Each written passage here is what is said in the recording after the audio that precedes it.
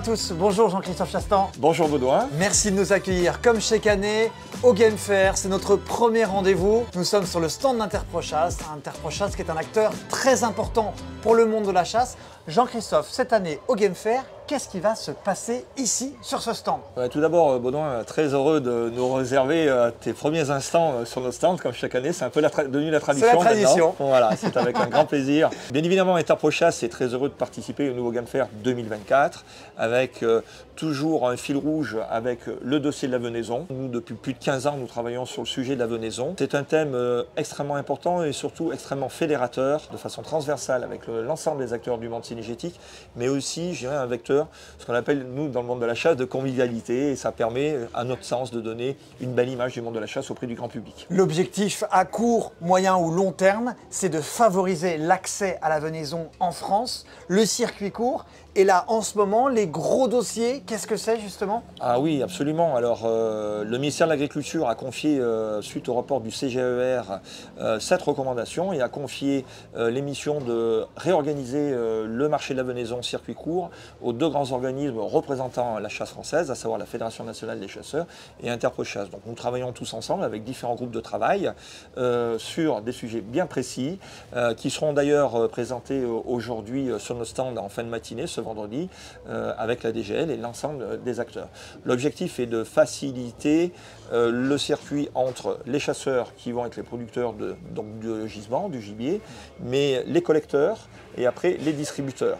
Tout ça pour arriver, in fine, sur la table des consommateurs. On a trop souvent l'habitude de dire ah, le gibier c'est difficile à cuisiner, c'est compliqué, ça sent fort, c'est difficile à trouver. Et bien nous on veut casser justement cette image qui est un peu injustifiée, pas toujours d'ailleurs, mais un petit peu dans certains cas. Et on est là pour œuvrer et faire évoluer ce dossier de façon favorable. Interprochasse, c'est la défense de la venaison, mais c'est aussi la défense du monde de la chasse, et notamment du monde des armes et des munitions. Et je vous propose, Jean-Christophe, que nous allions chez nos amis de chez Tunet pour parler de munitions et de la problématique du plomb.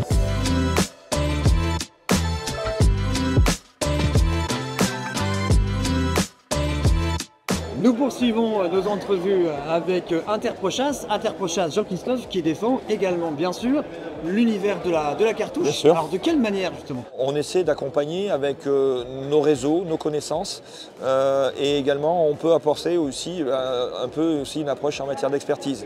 Donc on essaie de faciliter les relations avec les interlocuteurs dont ils ont besoin de rencontrer pour faire progresser les dossiers.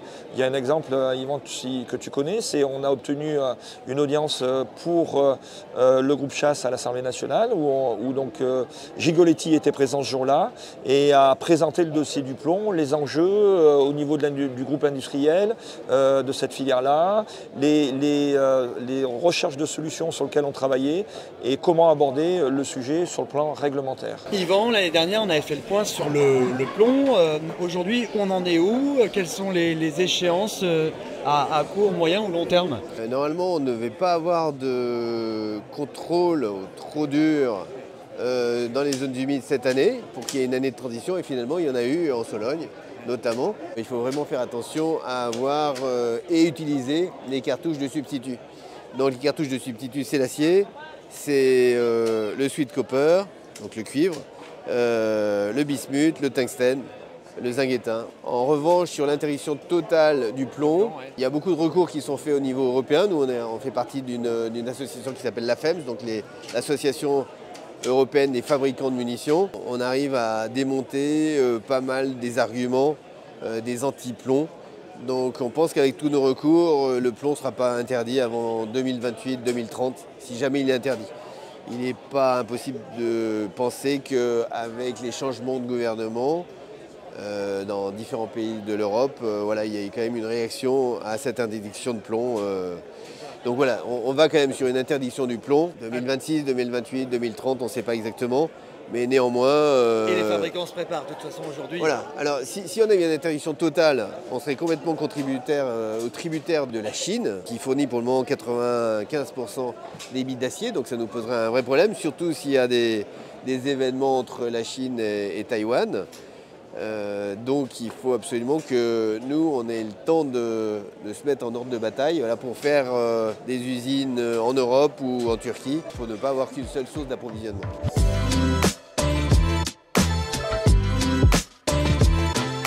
Nous poursuivons notre interview avec Jean-Christophe Chastan. Nous sommes sur le stand d'Humbert Beretta avec Pierrick Mazodier. Merci de nous accueillir sur votre stand, Pierrick.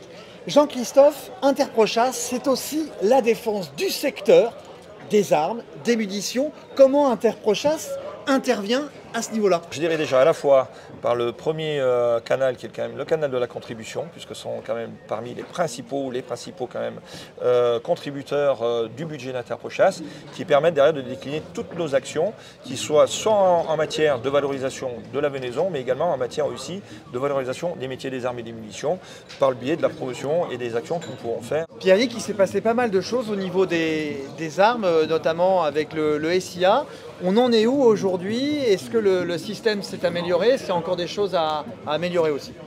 Alors, le SIA, c'était une nécessité, d'abord européenne, parce qu'il fallait se mettre en règle vis-à-vis des demandes de l'Europe, mais ça a amélioré pas mal de choses quand même, puisque aujourd'hui la transaction est fluide. On a encore quelques petits soucis, tout n'est pas parfait, mais je dirais qu'aujourd'hui on est capable d'utiliser ce système de manière assez fluide, aussi bien à l'armurier pour vendre aux particuliers que nous pour vendre à l'armurier. On a quelques petits bugs au niveau des... Mais c'est technique. Je dirais que le fond fonctionne et ça a digitalisé en fait la transaction de l'arme.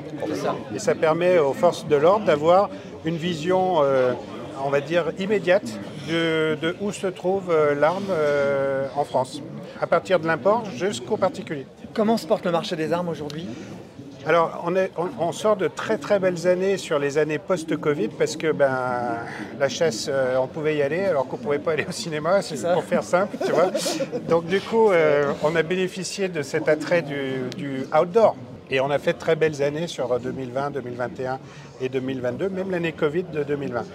Là, ça s'est un peu tassé. Bon, c'est pas dû à la baisse du Covid, hein, c'est pas ça, c'est plutôt l'ambiance nationale qui est un peu serrée, pouvoir d'achat, ambiance politique, enfin tout ce que tu peux imaginer qui freine un peu la consommation. Donc on n'échappe pas, notre métier n'échappe pas à la baisse de conso. Parfait. Merci d'être passé sur notre stand. Merci Pierrick. À bientôt et bon salon. Merci.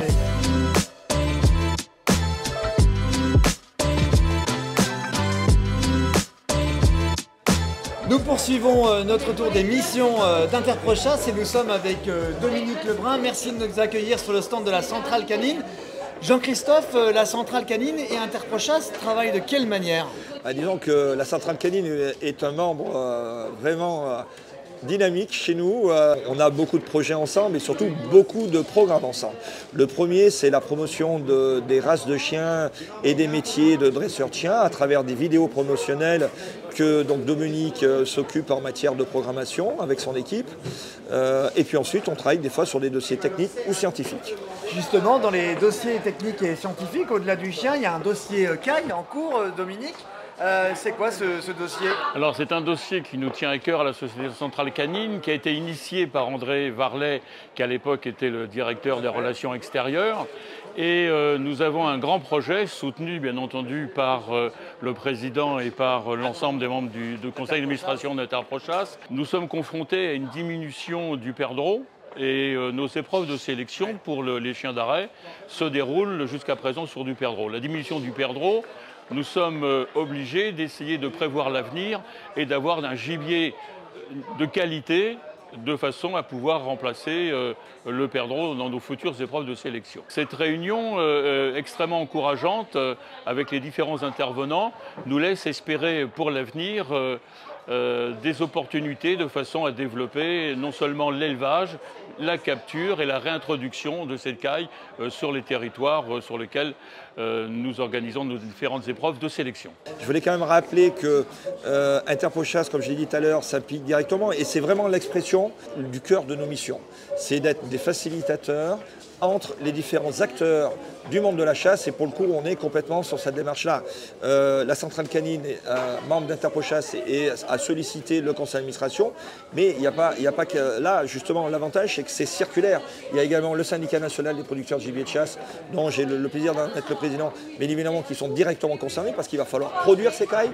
Il y a également toute une mise en place d'un programme de recherche scientifique, de recherche d'itinéraires techniques en matière de production, de pratiques d'élevage. Et tout ça, c'est grâce à Interprochasse, puisque ça permet de mettre tous les acteurs ensemble et d'avoir cette réflexion justement beaucoup plus large. Je voulais simplement terminer sur le fait que la réunion qui a été organisée donc à l'initiative d'Interprochasse hier sur le Game Fair était sous le haut patronat du ministère de la Transition écologique, du chef du bureau chasse, et je tenais à le remercier d'avoir organisé cette réunion sur notre stand et de nous faciliter l'évolution de ce dossier qui, comme Dominique, je pense, est sur de bonnes voies. Et on parle du ministère de la Transition écologique et je crois que tout à l'heure c'est un autre ministre, celui de l'Agriculture, qui sera ici sur le Game Fair et bien sûr chez Interprochasse. Ah, bien sûr, il me fait le plaisir à mon invitation d'être sur le Game Fair une fois de plus cette année. Je serai très heureux de recevoir mon ami Marc Fesneau. Merci beaucoup. Merci. Merci. Merci.